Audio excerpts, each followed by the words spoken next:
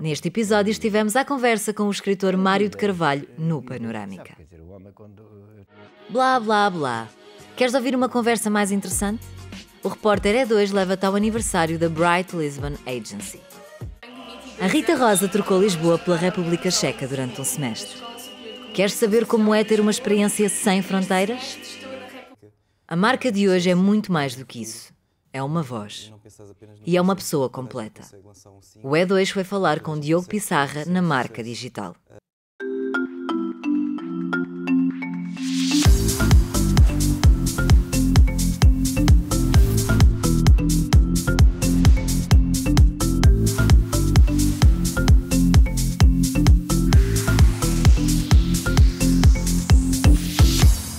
Olá, seja bem-vindo ao E2. Neste programa recebemos alguém que só se assumiu enquanto escritor ao 10º livro. Entretanto, já publicou mais de 20 obras, que serviram também para peças de teatro e para cinema. Vamos embarcar numa conversa com o escritor Mário de Carvalho. Olá, Mário. Bem-vindo ao E2. Viva, como está? Numa entrevista que deu em 2013, disse que a única vez que sorriu ao escrever um livro foi com o livro Caso do Beco das Sardinheiras. Já voltou a sorrir desde então? Não muito. Não muito. E muitas vezes acontece que quando estamos a escrever, materiais que podem parecer ao leitor alegres e tal, nós estamos até no melhor estado de espírito. Não coincide o estado de espírito de quem está a escrever com depois o efeito que isso vai ter no leitor. No caso dos casos do Beco das Sardinheiras, houve essa coincidência em que aquilo, ao que me dizem, é bastante divertido e eu estava também a sorrir quando estava a fazer. Muitas vezes estamos a fazer coisas divertidas e não estamos muito contentes com a vida, não é? Desta vez não. Desta vez, enfim, aquilo estava-me a correr sorridentemente, risonhamente. E com o livro A Ronda das Mil Belas em Frol, sorriu enquanto escrevia? Esse não dá muito para sorrir.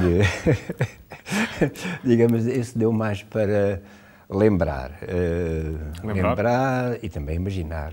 Lembrar o quê? Sem dúvida. Vidas, sabe, quer dizer, o homem quando...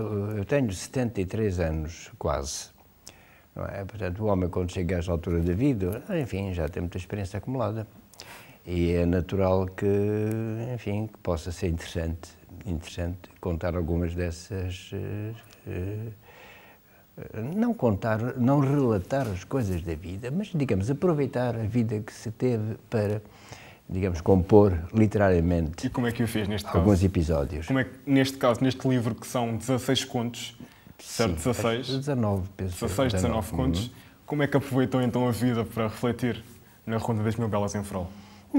Pois, como faz todo o escritor, pensando isto é verosímil, não é verosímil, e se o tal mecanismo, o tal dispositivo do what if, não é? E se esta coisa se desenrolasse desta ou daquela maneira, mas o que fundamentalmente eu tomei em conta é que, primeiro, as pessoas estão muito diferentes umas das outras. Isto é uma banalidade de dizer-se isso, mas convém atestar, convém ter sempre isto presente.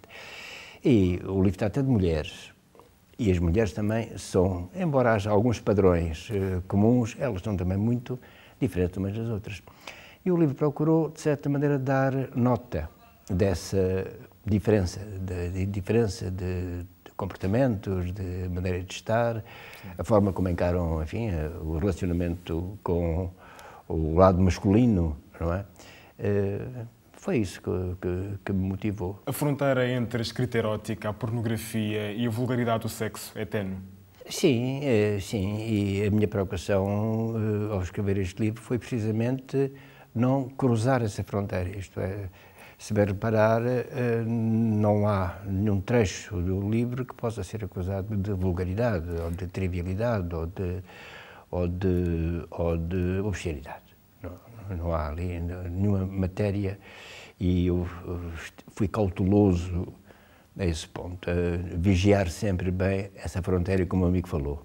A nossa conversa com o escritor Mário de Carvalho continua já de seguida. Fica por aí. Esta semana o repórter E2 veio até à Escola Superior de Comunicação Social para ficar a saber um pouco mais sobre as Bright Talks, um evento organizado pela Bright Lisbon Agency. Mas, afinal, o que é este blá blá de que todos andam a falar? Vamos descobrir?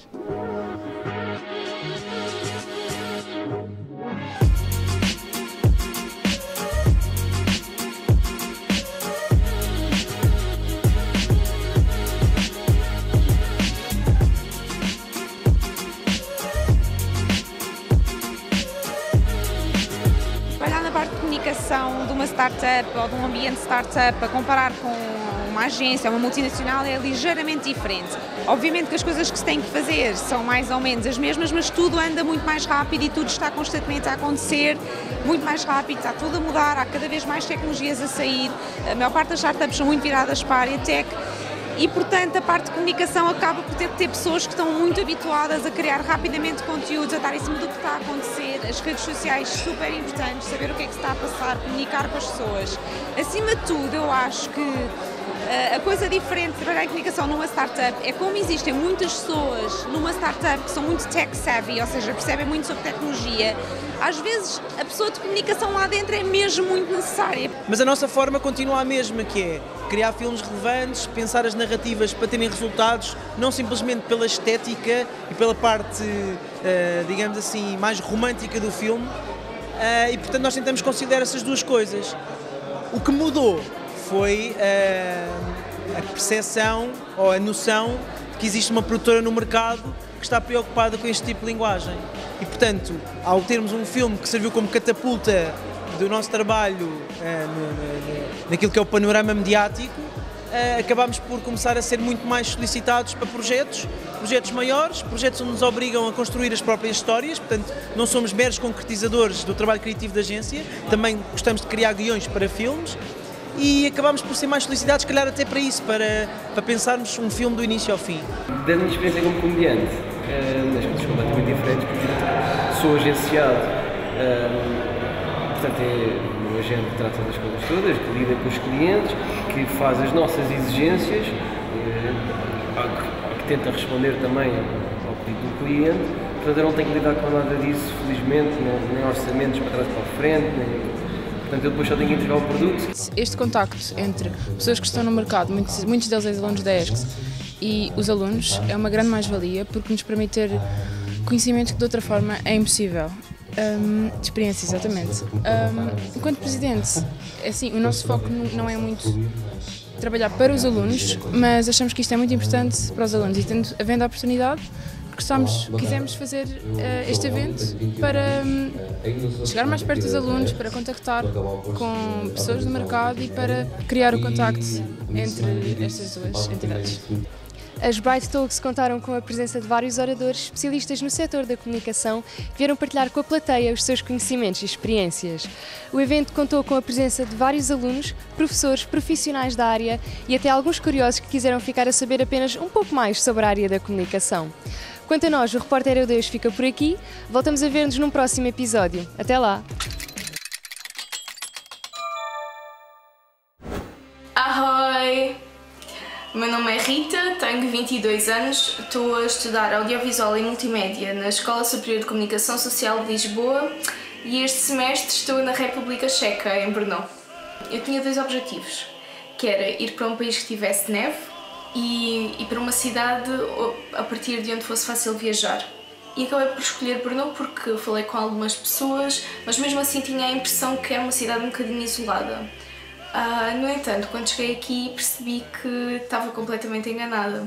Brno é uma cidade extremamente culta, tem vários festivais de comida, de música, tem várias galerias para visitar. A vista em si em Brno é fantástica porque quando nós chegamos a Brno temos logo a Catedral de São Pedro e São Paulo, que é uma catedral muito bonita e é sem dúvida uma das características da paisagem da cidade. Temos o Castelo Spielberg, que é um castelo que remonta ao século XIII, a praça principal, a Svobodina Mesti, ou Praça da Liberdade, e lá podemos encontrar o segundo relógio astronómico da República Checa. Uma coisa muito característica de Brno é que o dia não termina sem uma cerveja num bar. Os checos têm muito embrenhado neles acabar o dia num bar, a beber uma caneca de cerveja, a comer qualquer coisa com os amigos.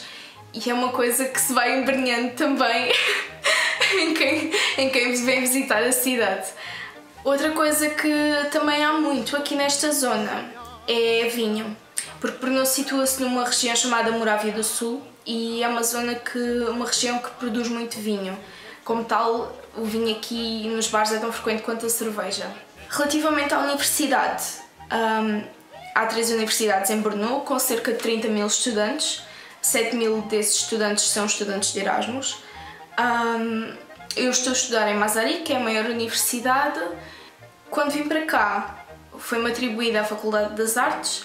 No entanto, nessa área só tenho uma aula. As restantes são nas áreas de estudos sociais, mídia e cinema. Uma das coisas que me deixou um bocadinho desapontada foi o facto de em Brno não ter aulas práticas.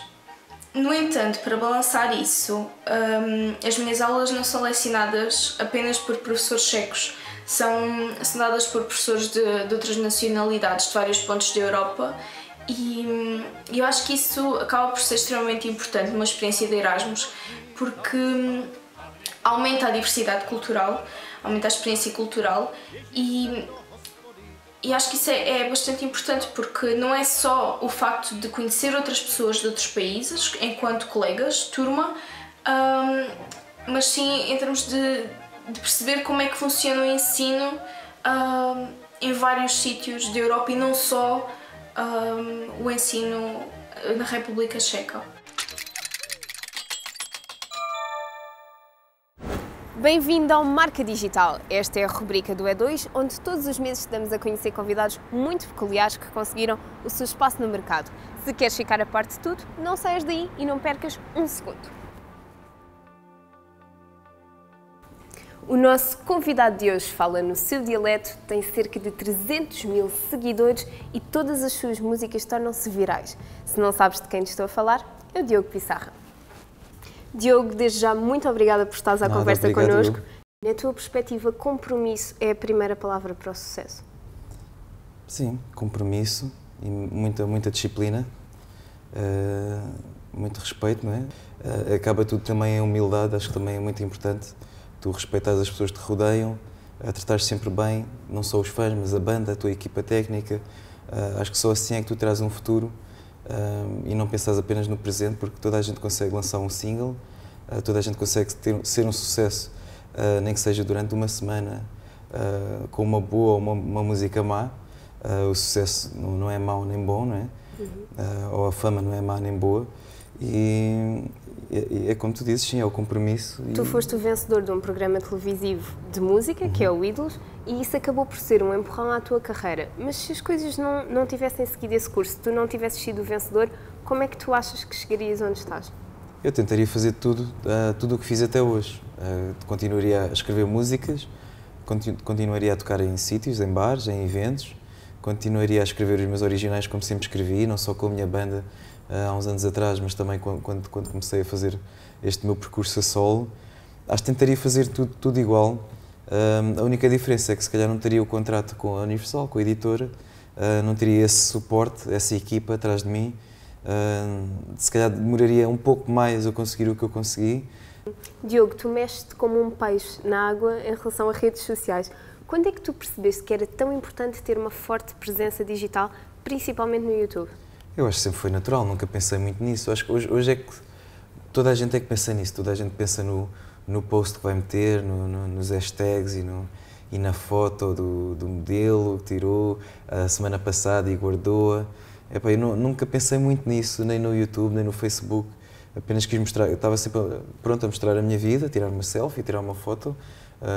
No YouTube tentei simplesmente escolher músicas que eram mais recentes e que me poderiam chamar mais a atenção, músicas e singles que tinham saído naquela altura, como All of Me, do John Legend. Também vamos falar sobre isso? Sim, que mais? Labyrinth. Coisas que na altura estavam na moda. Exatamente. O John Legend lançou então um concurso a nível do Twitter, em que ele queria ouvir as versões do mundo sobre a All of Me, e ele prometia partilhar aquelas covers de que mais gostasse. E ele partilhou a tua. Exatamente. Como é que se reage quando um dos maiores músicos da nossa geração reconhece o teu talento? Sei lá, Sofia, isto é estar no sítio certo, na altura certa. Mas há coisas que não se ensinam e surgem do nada. Eu lembro que estava no estúdio a gravar o disco, o Espelho, e eram já 4 da manhã, 5 da manhã. O produtor foi-se embora, eu fiquei sozinho a dar ali uns toques e lembro que tinha ouvido a All of Me logo no primeiro dia e sempre quis fazer um cover daquela música e experimentei, gravei logo e foi tudo muito rápido e meti no YouTube para depois mostrar ao meu irmão no dia a seguir. Acho que foi dos poucos vídeos que eu fiz sozinho, que são o meu irmão, então queria mostrar. para ver o que é que ele achava. No entanto, meti público sem querer e no dia a seguir acordei e já tinha imensos comentários, imensas partilhas. Ainda bem que fiz tudo mais ou menos, ainda bem que fiz mais ou menos tudo direitinho, mas foi mesmo tudo sem querer, não queria partilhar aquilo assim do nada, queria fazer uma data, fazer um teaser, como normalmente se faz, e realmente correu muito bem. E passado uma semana estava no Twitter e seguia o John Legend. Se não seguisse o John Legend também não tinha visto. Saberias, exatamente, claro. esse desafio que ele tinha feito. Eu, como já tinha o cover feito, já tinha tudo lançado, foi só pegar no link e meter no Twitter e passado umas horas ele estava a partilhar para o mundo inteiro e, bem, foi o cover que mais visualizações teve até hoje, acho eu. Tu recentemente lançaste um mistério nas redes sociais e na televisão com a frase dia 2 é dia D. E que foi toda uma campanha para promover o teu segundo álbum, que se vai chamar 2, e a tour pelos Coliseus. Como é que essa campanha foi encarada? Por como mim, é que os fãs como é que os fãs? Foi bom, foi uma maneira também uma maneira diferente de fazer uma promoção de um single e de um disco, mas nunca disse o que é que ia sair. Muitas pessoas pensavam, é já o disco, é já o single, bem, se calhar ele vai ser pai. E as pessoas a dizer, se calhar ele vai anunciar que vai se casar ou vai ser pai. E então quer já fechar a loja e fica já tudo despachado e acabou. Mas foi interessante para saber essa reação das pessoas e ainda bem que fizemos dessa maneira. Tu tens apenas 26 anos e já percorreste um caminho notável. Apenas, eu gostava de ter 20 anos. O que é que sentes que está ainda por vir? Ainda está muita coisa por vir, colaborações com artistas que eu admiro imenso. Talvez tentar algo lá fora, talvez uma participação com algum DJ ou com algum produtor lá fora. Era um grande desejo, ou escrever uma música para algum artista que eu admiro imenso. Por isso ainda há muita coisa para fazer e tento não fazer as coisas com pressa. Acho que ainda há muita coisa para vir, por isso tenho feito tudo passo a passo, tanto os grandes palcos que eu tenho pisado tem sido também com muita calma. Comecei pelo Armazém F e o Art Club no Porto, no ano a seguir foi a Casa da Música e o CCB, este ano é os Coliseus, o Sudoeste primeiro fui ao palco secundário, ao palco Santa Casa e depois dia é o meu Arena. Fui ao palco principal. Não sonho muito alto, mas era bom, não é? Era bom ir ao meu Arena, mas tudo com calma. Talvez daqui a 10 anos é que eu penso nisso, ir a um meu Arena, e acho que as coisas surgem no momento certo. Diogo, muito obrigada por ter estado à conversa connosco. Não penses que o Marca Digital fica por aqui, porque muito mais está para vir. Fica com os nossos convidados e não percas um segundo. E não te esqueças, também tu podes ser uma marca digital.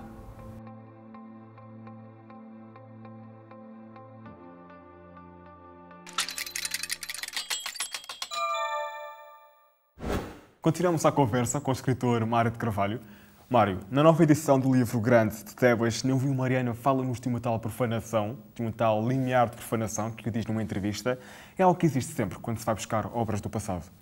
No caso do livro Grande de Tebas, na Via Mariana, que foi um livro que, enfim, há tempos já remotos, me obcecou e que tinha tomado conta de mim, digamos. Coisa que não acontece habitualmente, devo dizer, mas no caso do livro Grande de Tebas, na Via Mariana, havia uma obsessão com a ideia do cerco, a cidade cercada, os movimentos circulares, o mundo em que não se passa nada. Se bem reparar, tudo aquilo é circular, quer dizer, nós partimos de um sítio e voltamos, no final do livro voltamos ao mesmo sítio. Naquele cerco permanentemente se abate sobre a cidade, um cerco lento, moroso, também nada. Portanto, aquilo era de certa maneira qualquer coisa que na altura, 74, 75, e curiosamente, quando eu escrevi o livro, estávamos numa altura em que o país todo se mexia, em que havia uma revolução nas ruas, em que toda a gente reunia a qualquer hora, ninguém dormia, a realidade acelerava-se uma velocidade espantosa. E eu ia para o meu canto, e às vezes, enfim, procurando até o meu espaço no meio daquela turbamulta toda, ia procurando, quer dizer, fazer esse livro de sossego, sossego do mundo que não é o nosso mundo, era o mundo do lado, é o mundo da imaginação, que, enfim, remete sempre para lugares literários, que tem muito que ver com histórias de marinharia, tem muito que ver com o Herman Melville, que na altura me interessava, tem muito que ver com certa literatura latino-americana também, mas tem muito que ver ainda com os restos do Novo Romã. Portanto, todo este conjunto de influências vem congregar-se neste livro e colaborou, de certa maneira, na sua elaboração. Mas eu estava a perguntar, a profanação existe cada vez que se vai buscar uma obra antiga? No caso do livro Gantebas e da minha Mariana, por isso é que eu lhe estava a dizer que era um livro muito especial, houve esse sentimento. Houve esse sentimento de que eu estava, quando procurei revê-lo e não consegui, eu estava a mexer num livro que já era de outra pessoa. Era um livro daquele jovem que tinha vivido aqueles momentos e que tinha aquela vivência, também vivência literária. E senti, de certo modo, que não tinha o direito de estar a mexer, que se o livro tiver, como tem necessariamente, todos os primeiros livros têm, excessos, ingenuidade, não é? Efeitos, enfim, um pouco forçados, problemas de linguagem, às vezes, aquelas coisas em que nós mais tarde nos habituamos a reparar, como ecos, rimas, repetições e tal, tudo isso está lá. Portanto, salvo uma revisão gramatical, digamos assim, ortográfica, não procurei que não lhe mexer mais. É daquele jovem Mário de Carvalho de 30 anos e não é já deste Mário de Carvalho. Que jovem é esse que decide abandonar a advocacia para dedicar-se só à escrita? A advocacia, como deve saber, implica um grande investimento mental. Não é? Nós temos que temos interesses que não são confiados e temos que lhes dar o máximo da nossa atenção e dos nossos conhecimentos, não é? Portanto, implica uma grande concentração. A escrita também, de um outro lado, não é? Em dada altura, era um bocado difícil conciliar, digamos, o trabalho da advocacia com as 12 contestações que eu tinha que apresentar na segunda-feira, um prazo impreterível, não é? Sim. De maneira que, a pouco e pouco, fui recusando, digamos, casos e a certa altura, desliguei-me. 10 livros para se considerar escritor? Sim, acho que é uma boa medida. Acho que foi uma boa medida. Eu tenho uma visão, uma pessoa que estuda Direito não sai do curso com uma visão mais formatada para desenhar um determinado tipo de realidade. Sabe, o Direito também ensina a escrever, em primeiro lugar. Ainda hoje, eu costumo dizer que sou capaz de fazer um requerimento de uma maneira quase instantânea. Não é que saiba todas aquelas fórmulas e tal. Por outro lado, quer dizer, certo embalo de escrita, de ligações entre as frases, não é? De mecanismos de escrita, adquirem-se na prática forense e da escrita forense com alguma facilidade. Mas o direito e as matérias à volta do direito puseram-me em contato com outras realidades. O direito romano pôs-me em contato com a realidade de Roma, também, e de certo modo, com a reminiscência do latim, não é? Que eu prezo muito. O direito português pôs-me em contato com a história de Portugal e, por outro lado, toda aquela necessidade de sustentar aquilo que se diz. Nem sempre sou capaz, mas gosto de reconhecer que uma opinião é sustentada. Não é? É sustentada e passa por um contraditório e que ou há uma dúvida que não é bem formulada. Isso foi uma coisa que eu aprendi na Faculdade de Direito em que eu andei e que tenho pessoas que ficaram cá marcados e sobre os quais estou, de certa maneira, grato. E quem é que é o Mário de agora? É um avô com 5 netos, enfim, que às vezes comove o feitio, mas que, enfim, que não está mal na vida, está reformado, continua a ter que correr muitas solicitações, às vezes gostaria de estar mais sossegado. Esta de hoje é bastante simpática e portanto, estava a dar algum prazer estar aqui, mas nem sempre as coisas, quer dizer, dão o mesmo gozo e estamos sempre a ser, enfim, estão sempre a fazer-nos sugestões de ir aqui, além, a fazer-nos convites. O escritor é um artista? Sim, seguramente. Eu digo isto porque estou-me a lembrar do Eça Queiroz. O Eça Queiroz dizia muito claramente à mulher, nas cartas à mulher, eu sou um artista. Embora artista na altura tivesse uma conotação ligeiramente diferente. quando o Camões fala, cantando, para toda a parte se tanto me ajudar, o engenho e a arte, esta arte do Camões tem muito de oficinal. E este artista, em que fala o Lessa Queiroz, quando diz eu sou um artista, numa altura em que os comunicados dos operários em Lisboa ainda se chamavam comunicado dos artistas disto ou daquilo, não é? Dos artistas, enfim, de ferragens e coisa assim, não é? Ainda tem muito este toque oficinal. Quando é que morre o artista? A morte do artista, está a falar da morte do artista nesta revista que apareceu há pouco. Exatamente. A morte do artista, o que é que pode dar a morte do artista? Olha, a sobranceria.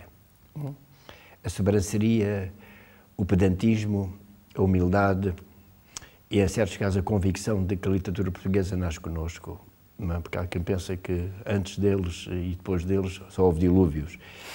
Mas não, quer dizer, eu estou, enfim, na posição em que estou porque tenho 8 séculos de literatura para trás. Temos que nos situar bem nesta malha de interesses, de influências, de grande qualidade também, que por aí há, e não pensar que apenas nós somos o supra-sumo. Isso é a morte do artista.